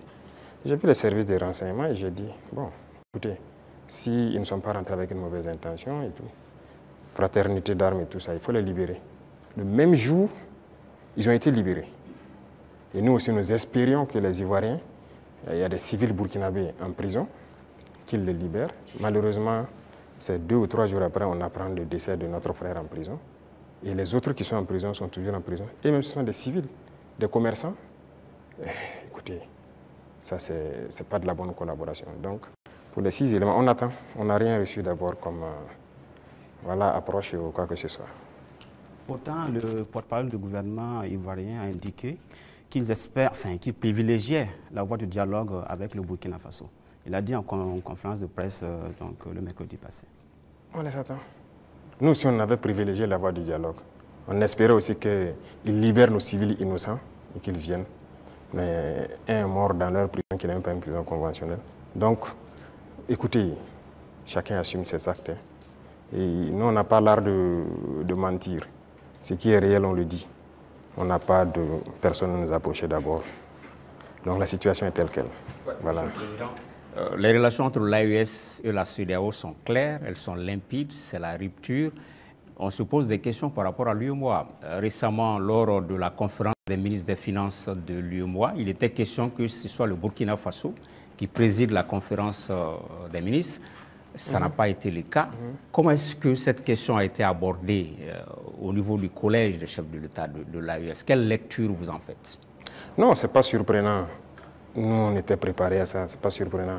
Vous voyez, il y a des gens qui se prévalent de gouverner toute l'Afrique de l'Ouest et qui sont les...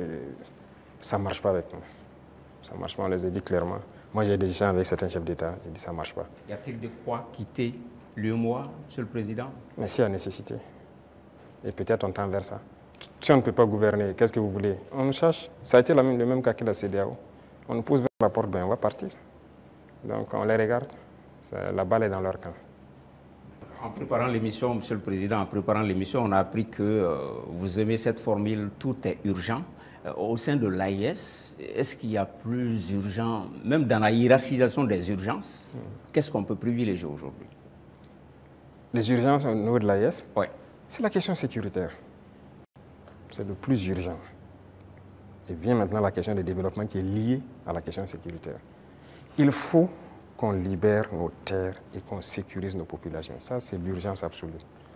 Donc, tout l'effort, toute la concentration, même nos tâches quotidiennes doivent être orientées vers ça. Chaque fois qu'il y a un incident, en tant que chef d'État, on doit être au courant et on doit s'intéresser, on doit trouver des solutions, et ainsi de suite. C'est ça qui est le plus important. Et réfléchir constamment, récupérer nos terres, sécuriser, faire en sorte que même dans 100 ans, cette situation n'arrive plus. Monsieur le Président, l'AES, c'est un même peuple, c'est un même destin. On est curieux de savoir comment les autres pays de l'AES perçoivent la révolution burkinabé. Peut-être qu'ils viendront à la révolution. C'est une étape. Mais il faut savoir que le Burkinabé est intrinsèquement révolutionnaire. C'est le même peuple par la mentalité actuellement qu'on a réussi à inculquer. Mais fondamentalement, vous-même vous êtes Burkinabé, vous savez que non n'est pas facile. Le Burkinabé est intrinsèquement révolutionnaire. Ça fait que la révolution passe plus facilement. Voilà. Même quand on ne faisait pas la révolution, les gens même réclamaient la révolution. Donc les autres, ils vont aussi proclamer sûrement, j'espère. On n'a pas le choix que de faire une révolution. Sinon, tout autre concept ne marchera pas. Voilà, il faut révolutionner. Ben, merci donc à vous pour ces différentes questions relatives donc à la diplomatie et à l'AES.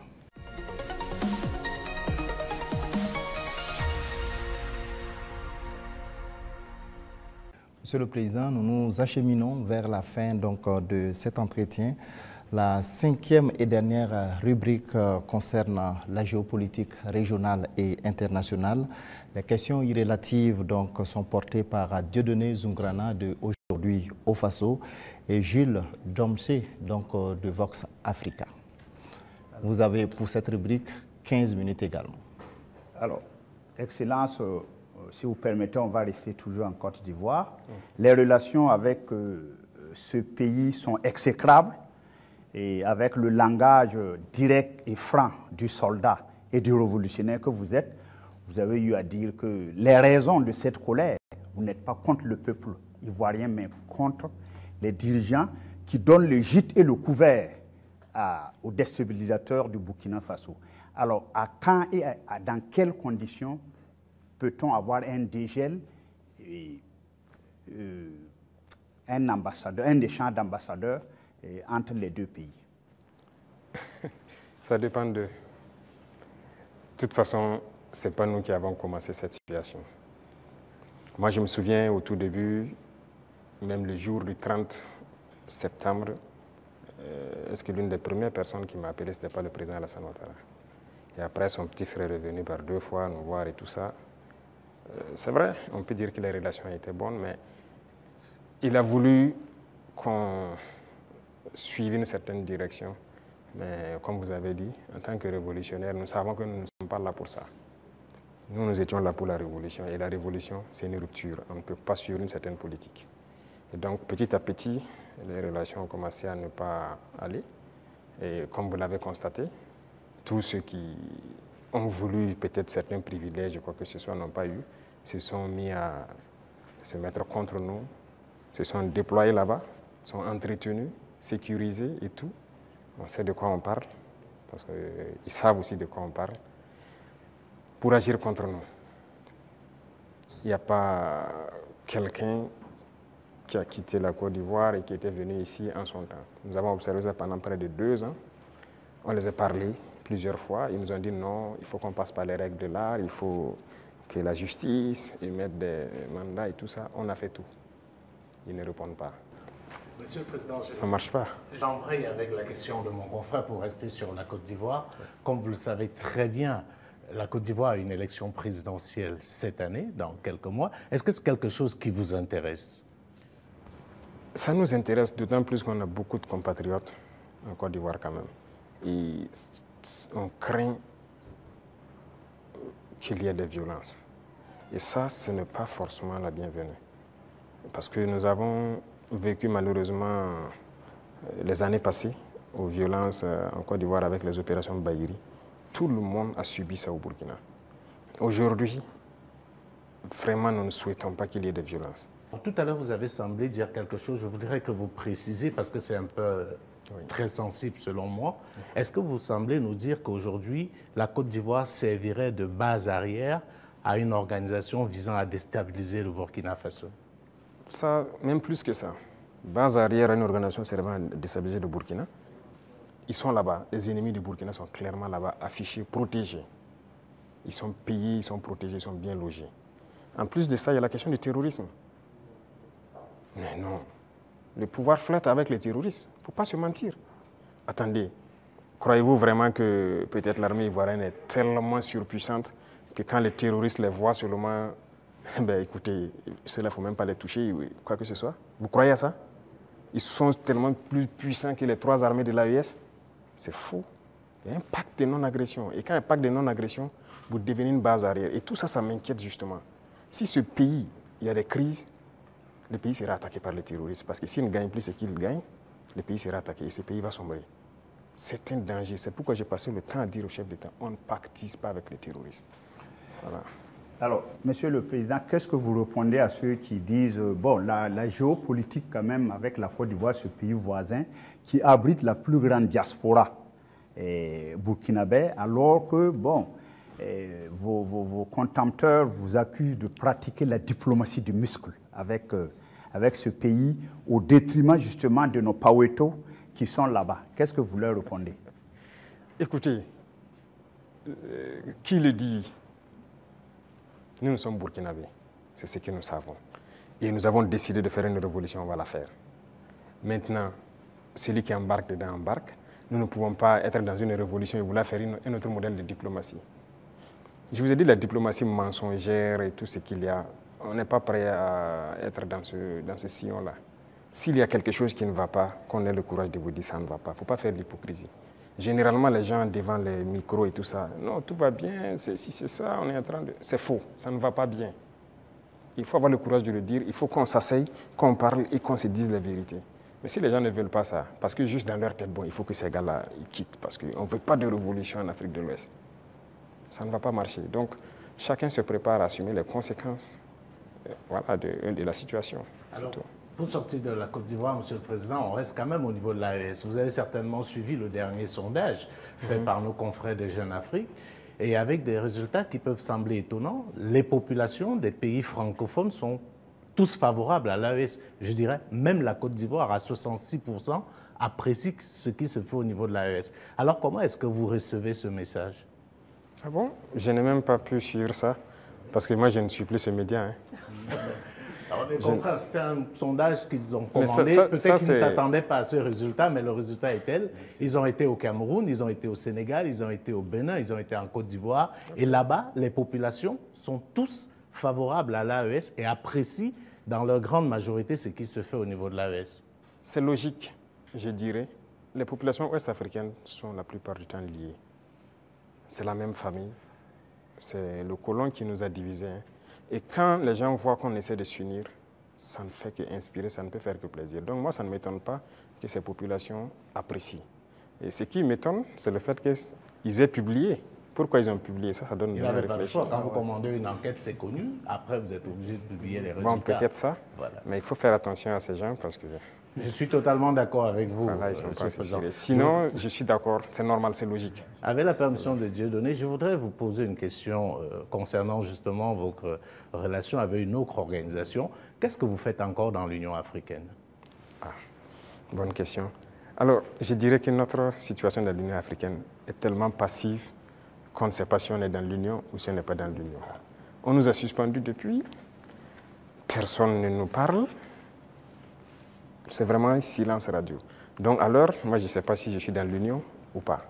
Mais est-ce qu'il ne faudrait pas marquer le coup en posant aussi un acte historique, comme cela a été le cas avec la CEDEAO, en claquant la porte à une institution qui visiblement ne sert pas à grand-chose? J'ai eu à discuter avec un diplomate de cette organisation. Et après, nous avons vu qu'ils ont nommé un médiateur, le président burundais, qui devrait même venir ici la semaine passée, je pense, mais après, il y a eu question d'agenda avec nous. Et on l'attend, on veut l'écouter d'abord, parce que nous-mêmes, nous voulons savoir pourquoi ils se comportent comme ça. Parce qu'on ne peut pas prendre une décision sans savoir leur motivation. Pourquoi ils ont décidé de nous exclure? Pourquoi ils se comportent comme ça avec nous? Si on a leur motivation, là, si on quitte, on pourra expliquer à nos peuples, voilà ce qu'ils ont dit, voilà les raisons. Et donc, nous, on décide de quitter. C'est la même chose que la CEDEAO. On a quitté, mais si on nous demande pourquoi on a quitté, on peut vous expliquer. Mais aujourd'hui, si on quitte l'Union et qu'on nous demande, nous-mêmes, nous ne savons pas pourquoi ils nous ont suspendus. Pourquoi ils se comportent comme ça. Certes, ils ont dit qu'on est anticonstitutionnel, mais au jour d'aujourd'hui, je pense que... Monsieur le Président, vous pouvez aussi quitter parce que vous estimez que c'est une organisation qui travaille contre les intérêts de l'Afrique. Je ne pense pas que l'Union africaine peut être dans une posture révolutionnaire comme celle que vous menez. Non. Par respect pour certaines personnes, voilà pourquoi j'ai dit j'attends que le médiateur qui a été nommé, qui a déjà envoyé son émissaire, prenne contact avec nous. Nous l'attendons. Ce n'est pas respect vraiment pour ce président. Nous l'attendons qu'il vienne, qu'on discute, qu'il nous dise ce qu'il y a et nous lui dirons les conclusions de nos débats. Monsieur le Président, on va aller au bord de la mer Noire, en Russie. Alors, la science a l'art de ces instruments. Vous avez fait des études scientifiques. Alors, lors d'un séjour à Moscou, vous avez demandé au patron du Kremlin de nous apprendre à pêcher le poisson au lieu de nous donner le poisson, le transfert des technologies.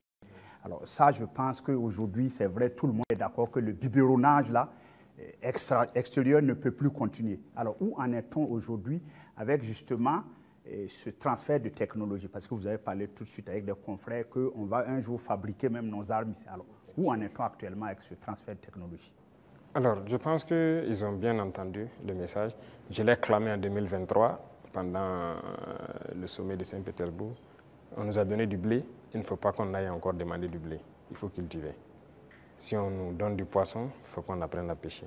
Et je pense que les initiatives qu'on est en train de développer, nous avons demandé donc à la Russie d'offrir un certain nombre de bourses d'études à des étudiants burkinabés pour qu'ils aillent apprendre la science. Ils ont accepté. Donc il y a déjà des gens qui sont partis dans certains domaines pointus. Si vous regardez la création de l'agence atomique, on a déjà des étudiants qu'on a envoyés depuis l'année dernière qui sont en formation sur le domaine atomique, qui est une technologie poussée. Et on va continuer d'en envoyer chaque année. Donc il y a plusieurs autres domaines où nous avons demandé des formations. Ce n'est pas la Russie seulement. Même à la Chine, on a demandé des formations particulières et envoyé des étudiants. En Iran aussi, pareil, on est en train de taper en tout cas tous ceux qui ont pu développer des technologies pour envoyer des étudiants formés. Alors, géopolitiquement, bon, le capitaine président Ibrahim Traoré aujourd'hui a mis le Burkina sur orbite, comme à l'époque un Sankara. Qu'est-ce que ça vous fait aujourd'hui? Bon, un pays comme le Burkina, bon, certains disent un petit capitaine. Qu'est-ce que ça vous fait géopolitiquement aujourd'hui d'être au pinacle? Écoutez, est-ce que vous avez toujours la tête sur les épaules? Un renforcement la tête sur les épaules, c'est une charge. De voir, c'est une mission globale qui nous a été confiée. De voir que tout le monde entier s'intéresse au Burkina, je ne dirais pas une pression, mais c'est une charge. Et c'est une responsabilité. Et on doit de l'assumer avec toute la concentration nécessaire. On n'a pas le droit de faillir. Qu'on le veuille ou pas, nous allons aller dans le sens des peuples, parce que c'est eux qui ont fait valoir cela. Donc, on l'a vu, le Burkina est vraiment en orbite, comme vous le dites, et nous travaillons à maintenir le Burkina dans cette posture, à être le pays des hommes intègres, à être le pays modèle, à être le pays qui va quitter cette situation de sous-développement, être dans quelques années un pays très développé, faire un miracle, parce que c'est ce à quoi les gens aspirent, et aussi pouvoir donner notre part de voix et de tout ce qu'il y a, voilà, pour le bonheur du monde, si je peux dire. Depuis que vous êtes chef d'État, vous voyagez très peu. Oui. Le seul pays en Afrique où vous êtes allé, c'est probablement la Russie, si je ne m'abuse. Et on a vu vos homologues africains aux États-Unis, avec une sorte de photo de classe, avec le président Trump. Et je vous donne un commentaire d'un ami à moi qui me disait « Le capitaine Traoré n'aurait jamais accepté ça ». Est-ce que c'est vrai? Écoutez, moi je voyage peu, comme vous l'avez dit. Et je suis parti en Russie 2 fois, mais pour des objectifs bien précis. Il se peut que j'aille vers d'autres partenaires pour des objectifs bien précis. À part ça, je ne compte pas aller faire le tour du monde comme les autres le font. Parce que pour moi, il faut rester concentré, travailler pour son pays. Le président Trump lui-même, il a dit « America first ». C'est l'Amérique d'abord, il travaille pour les intérêts des Américains. Et donc moi, je travaille pour les intérêts des Burkinabés. Si je n'ai pas d'intérêt là-bas, qu'est-ce que je vais aller faire? Alors, l'un des grands sujets géopolitiques actuels, c'est bien sûr le conflit israélo-palestinien. On voit des États prendre de plus en plus position. On a vu des États occidentaux, européens, pour ne pas les nommer, dire qu'ils vont reconnaître, et c'est un signe fort, l'État palestinien. Mais comme d'habitude, l'Afrique est quasiment silencieuse. Elle est dans la position attentiste. Est-ce que vous, du Burkina, vous pouvez donner une position qui permet de comprendre un peu ce que pense l'Afrique par rapport à ce qu'on est en train de vivre aujourd'hui dans la bande de Gaza? Je ne peux pas vous donner une position qui permet de voir ce que pense l'Afrique. Certains Africains, ou certains dirigeants africains. Parce que beaucoup de dirigeants africains ont une autre manière de voir les choses. C'est le malheur de l'Afrique, si je peux le dire, on n'est pas unis. On ne voit pas de la même manière. Certains ont peur, certains on les met liés, certains sont là pour les intérêts d'autres personnes. Écoutez, l'Occident a amené des gens qui ont grandi chez eux, tout faire chez eux, venir les mettre chefs d'État en Afrique. Donc c'est eux qui contrôlent tout ça. Et donc l'Afrique ne peut pas avoir une opinion. Mais je sais qu'au fond de tout un chacun, personne n'aimerait voir ce qui se passe là-bas, se passer chez lui. Mais malheureusement, sur le continent africain, il y a une situation pareille. Au Congo, qu'est-ce qu'on fait même pour le Congo? En République démocratique du Congo. Ça fait combien de millions de morts? Depuis combien de temps? Nous-mêmes, nous sommes en guerre. Est-ce que vous avez vu des pays africains même porter la voix pour le Burkina depuis les 10 années passées? C'est rare. C'est rare. Donc, l'Africain a ce problème-là. Pendant que quand vous voyez en Europe, ils ont un problème. Tout le monde est uni, les gens arrivent à rapidement trouver des solutions. Les États-Unis, c'est pareil.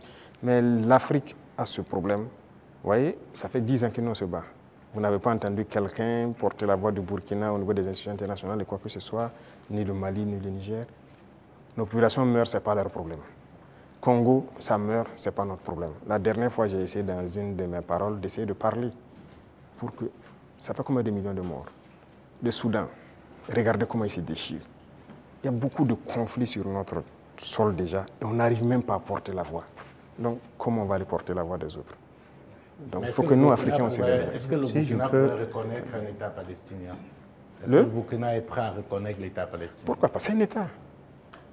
C'est un État. Pourquoi on ne va pas reconnaître un État palestinien? Non, ce qui se passe, c'est très grave. Je pense que l'État palestinien existe et doit exister. Sinon, cette guerre ne finira jamais. Là où nous partons, ça ne finira jamais. Pendant que vous croyez que ça va finir, ça reprend de plus belle. Et on va continuer comme ça. Mais je pense aussi qu'il y a beaucoup de parts de responsabilité des pays autour là-bas. Parce que c'est leur région et les gens doivent pouvoir donner la voix pour trouver une solution à ce conflit. Voilà. Et quant à nous, on continue de se battre ici.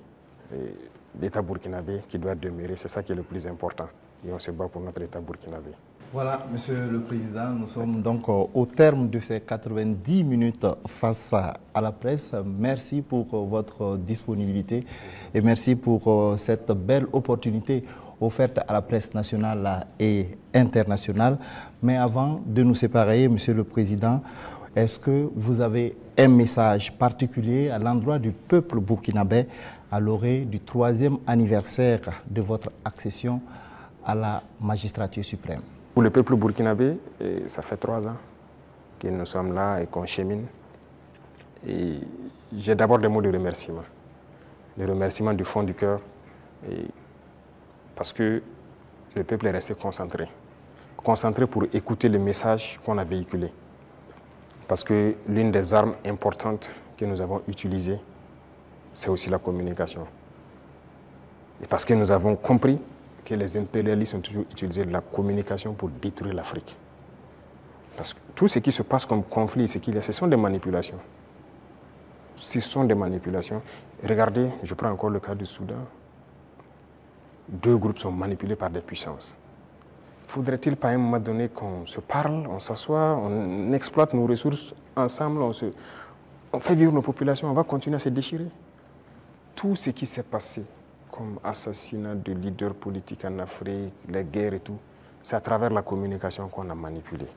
Et la communication est très importante. Et ça, le peuple burkinabé a été concentré pour percevoir le message. Et nous continuerons de communiquer pour les faire comprendre ce que nous faisons et vers où nous partons. Ça, c'est le plus important. Deuxième chose, je remercie Dieu aussi, qui a permis à ce que nous puissions, en tout cas malgré la guerre, poser des actes et communiquer sur ces actes pour que le peuple comprenne qu'un lendemain meilleur est possible. L'espoir est permis. Et tant que les gens garderont cet espoir, on va y arriver au point où nous souhaitons.